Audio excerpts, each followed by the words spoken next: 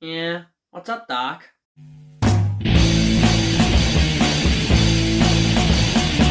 What is up, everyone? We're back again with another review, and it's going to be for the 2021 film Space Jam: A New Legacy, and this is directed by Malcolm D. Lee and stars Lebron James, Don Cheadle, Joe Cedric, and the Looney Tunes. And this tells the story of LeBron James teaming up with the Tune Squad in order to take down an artificial intelligence force in the form of Don Cheadle.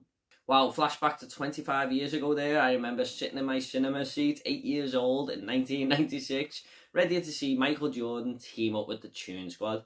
And I thought it was a mildly entertaining film, pretty average to be honest. So what did this sequel have in store? And the first thing I did notice after thinking back to that original is how much time has flied by.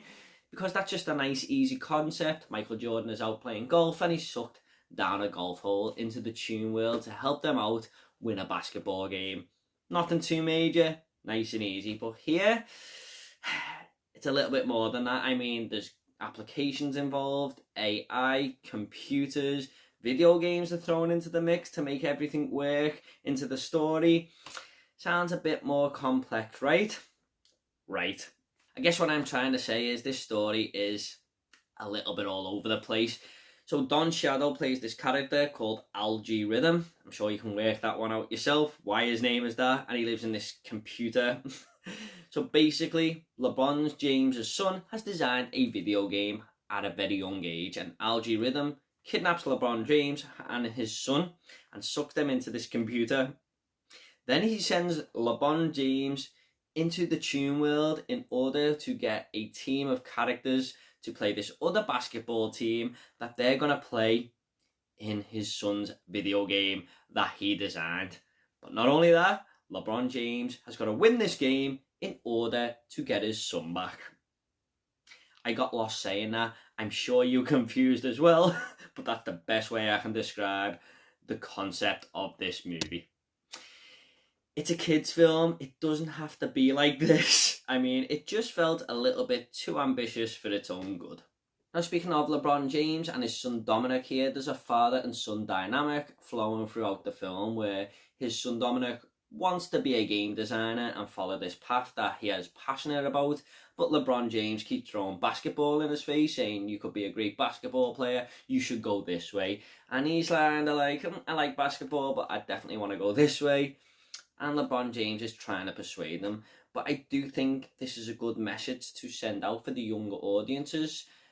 Basically saying you should go and fulfill your dream. If you've got things that you want to do in your life, go and do it. Don't be swayed by anyone else. And I know this has been done a lot of times in movies before, but like I said, it's a good mouthpiece for younger viewers watching this film. Now, there is 3 different stages of this film. First off, we are in the world where you, I, and LeBron James live.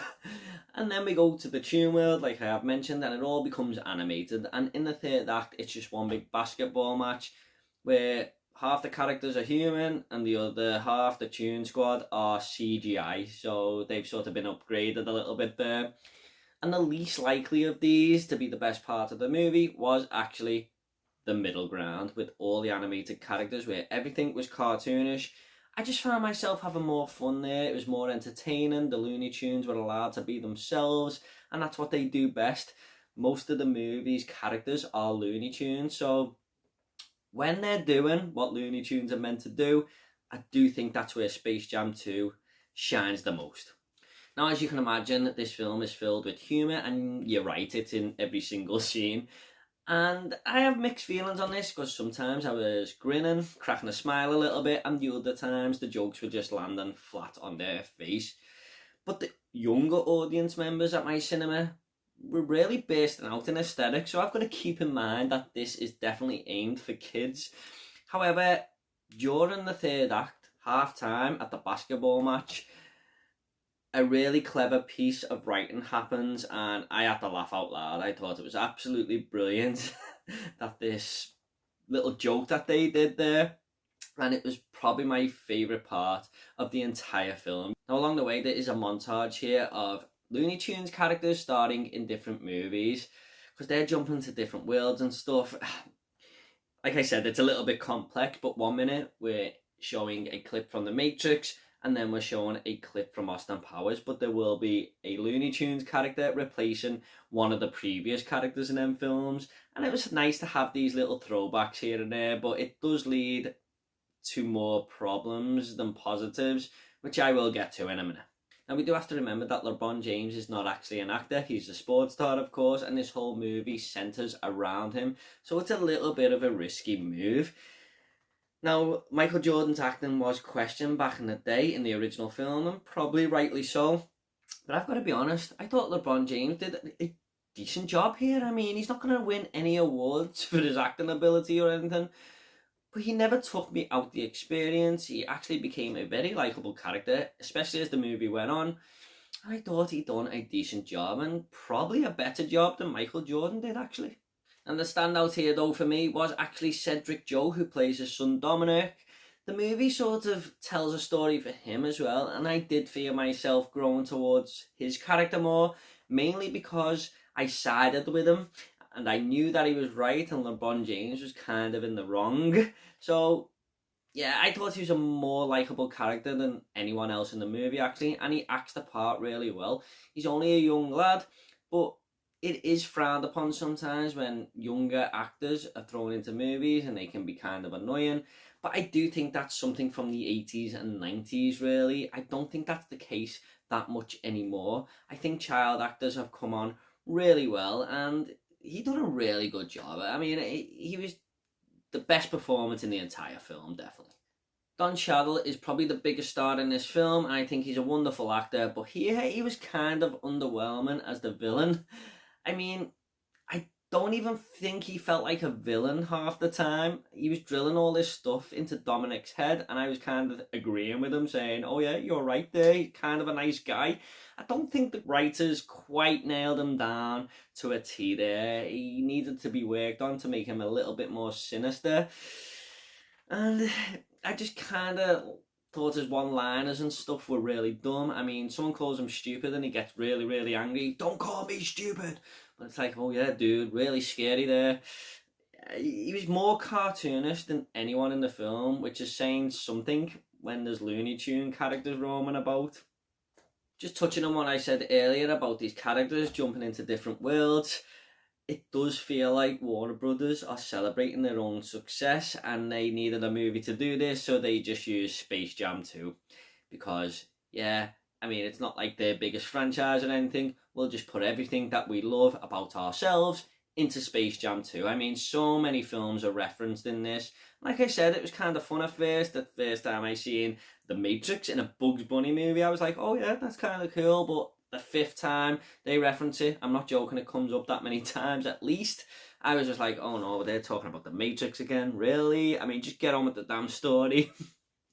It just became a novelty that wore off very, very quickly. Now, of course, the main event here is a basketball match, and when we finally got there, I felt kind of disappointed. I mean, it's an anything goes basketball match that's taken place in a video game, and it just didn't sit right with me. It took out a lot of the sport elements.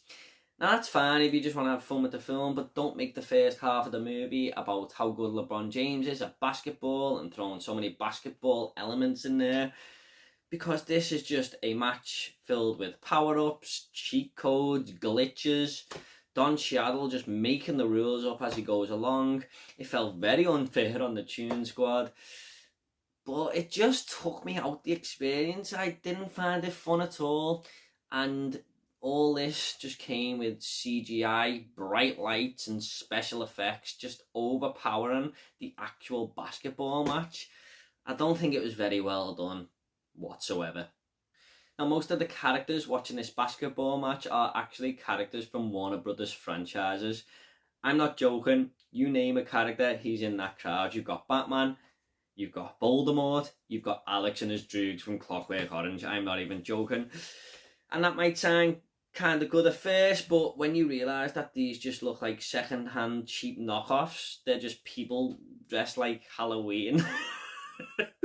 I mean, it just becomes very, very old very, very quickly. They're just standing there doing these weird movements and stuff, like pretending they're cheering the match on. and I found myself being very distracted.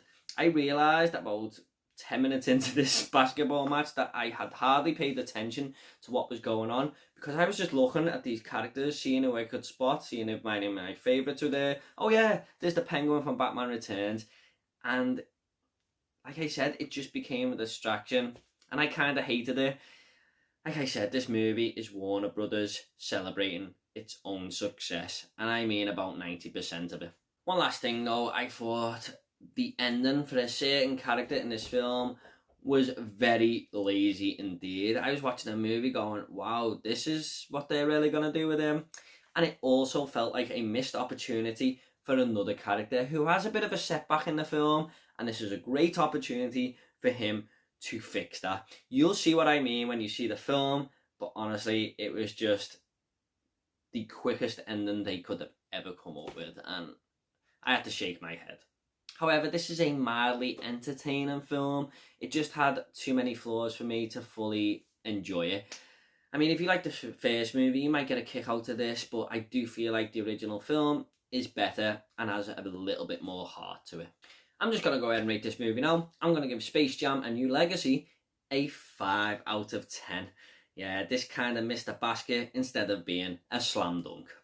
Okay, at the end of these reviews, I always like to leave a little fun fact. Now, a fun fact for Space Jam: A New Legacy is that this is released in July, and that is exactly 25 years after the original, so it marks a little bit of an anniversary there.